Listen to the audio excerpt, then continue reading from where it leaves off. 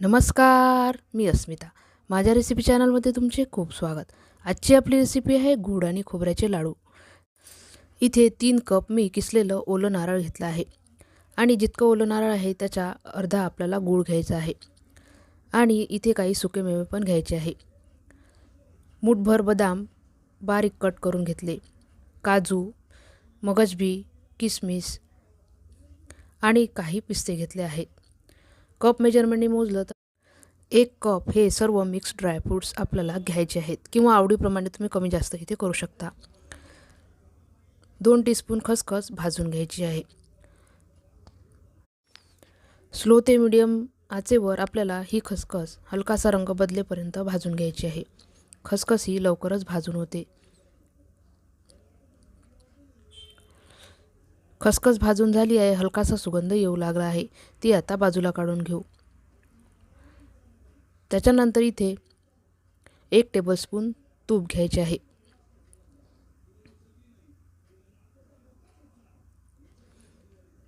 तुपावर सगळे आपल्याला जे सुकेमेवे घेतले आहे ते परतून घ्यायचे आहे.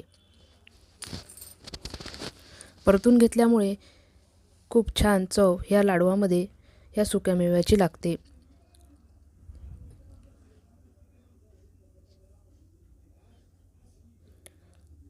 हलकासा रंग बदलेपर्यंत 2 मिनिटातच हे सगळे सुकेमेवे भाजून होतात.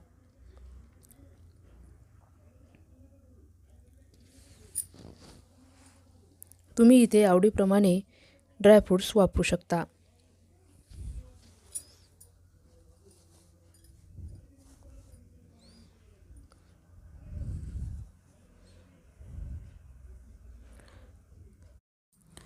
हलकासा रंग चेंज झाला आहे. आता जे किशमिश होते ते आपल्याला ह्या मिश्रणाबरोबर परतून घ्यायचे आहेत.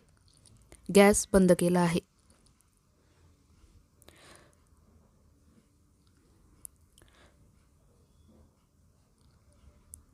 आता सगळे जे ड्रायफ्रूट्स आहेत ते बाजूला काढून घ्यायचे आहे. इथे ओला नारळाचा किस मी वापरला आहे. याऐवजी तुम्ही सुका खोबरा किस, डेसिकेटेड कोकोनट किंवा खोबरा डोल किसून सुद्धा इथे वापरू शकता. आणि जितका खोबरा किस घेतला त्याच्या अर्ध गुळाचं प्रमाण इथे वापरायचं आहे, म्हणजे परफेक्ट गोळीला हे लाडू होतात. सर्व साहित्य मिक्स करून घेऊ. एकसारखं परतायचं आहे म्हणजे मिश्रण कुठे तळाशी चिकटणार नाही. फार झटपट हे लाडू बनवून तयार होतात आणि पौष्टिकही आहेत. त्याच्यामुळे तुम्ही ह्या थंडीमध्ये हे लाडू नक्की बनवू शकता. 20 मिनिटात हे लाडू बनवून तयार होतात. मीडियम फ्लेमवर हे मिश्रण आपल्याला ओलसर असेपर्यंत भाजून घ्यायचं आहे. मिश्रणामध्ये जे मॉइश्चर असतं ते आपल्याला सुकवून घ्यायचं आहे. स्पॅटुलाने प्रेस करून बघितलं तर इथे कुठेच पाण्याचा अंश आपल्याला दिसत नाही आहे. इतकं कोरडं आपल्याला मिश्रण शिजवून घ्यायचं आहे.